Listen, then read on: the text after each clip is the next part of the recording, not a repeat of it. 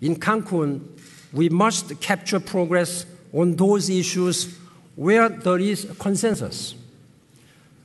Most immediately, we need progress on fast start financing.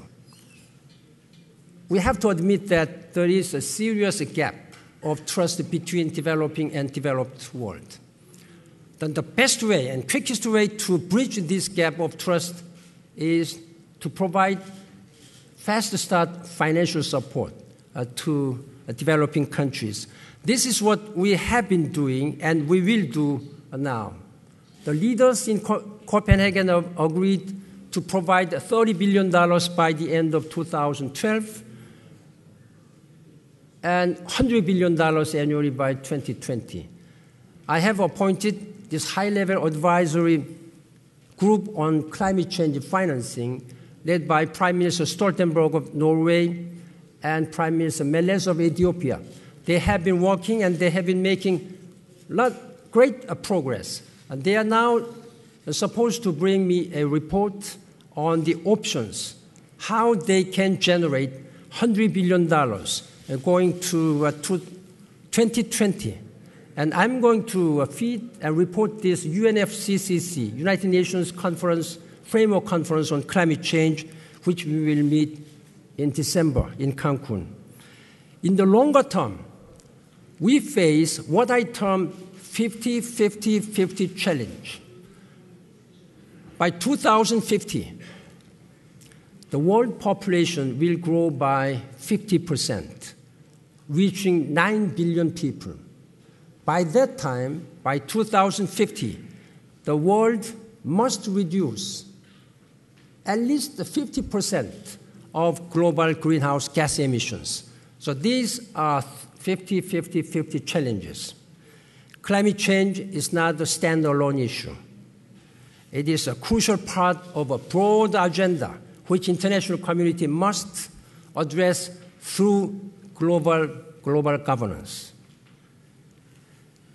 I have again asked the President Zuma of South Africa and President Halonen of Finland to lead high-level panel on global sustainability so that they can bring us to the international community an ambitious but practicable and workable solutions, how we can lift hundreds of millions of people from out of poverty and how we can link all these dots, starting from climate change, energy crisis, a food crisis,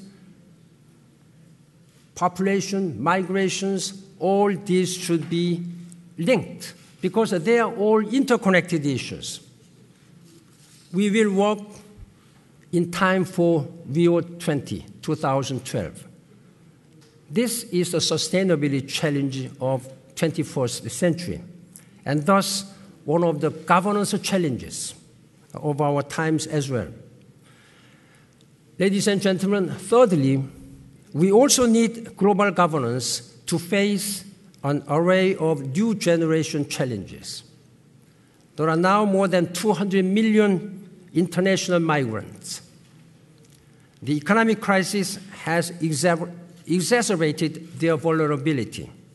Yet even in places where unemployment is high, there is often a demand for foreign workers. We need to overcome fears, focus on rights, and figure out how best to reap the development benefits for all concerned, home and host countries alike. Like migration, biotechnology has generated hopes and concerns.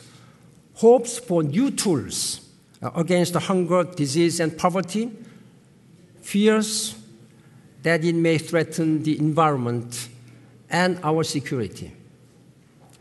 Moreover, today we are witnessing the globalization of health research, the spread of health tourism, and the diminishing importance of national boundaries in the fight against deadly epidemics.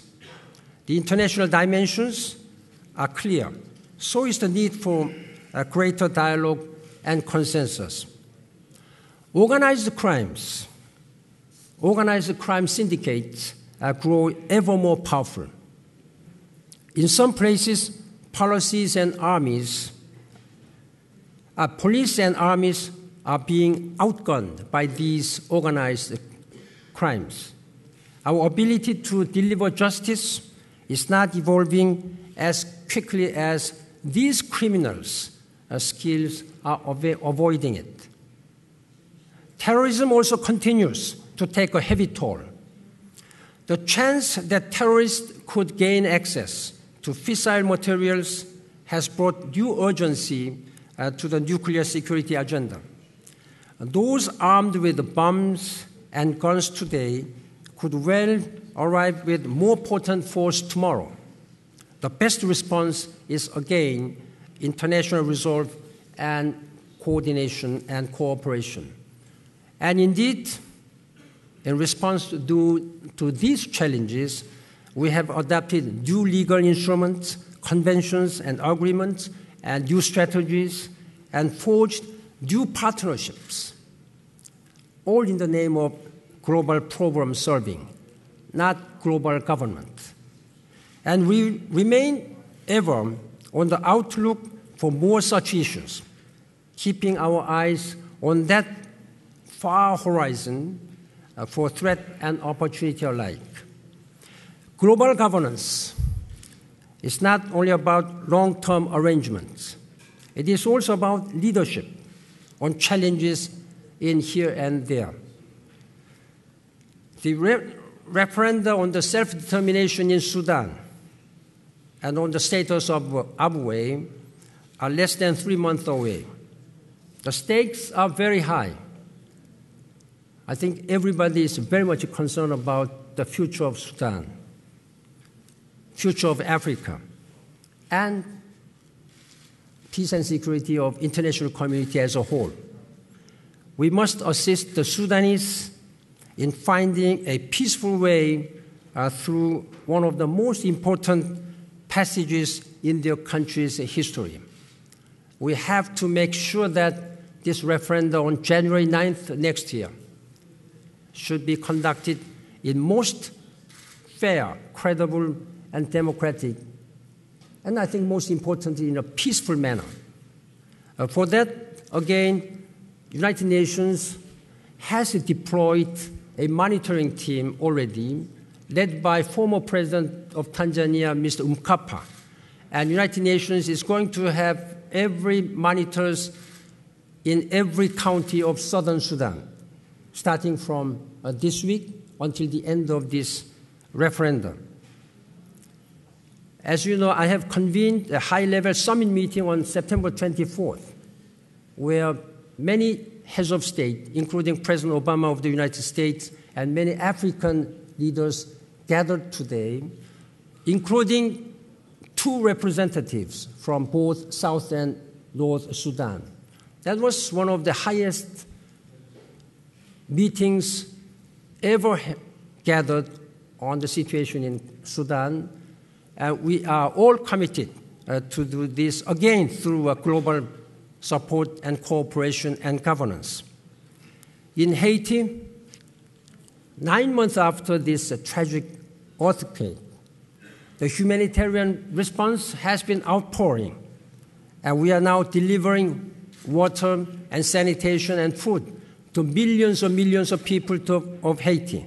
Of course, much more needs to be done in terms of their permanent housings and sanitations, education, security, and capacity building. These situations demand hands-on collective management. That too is a global governance.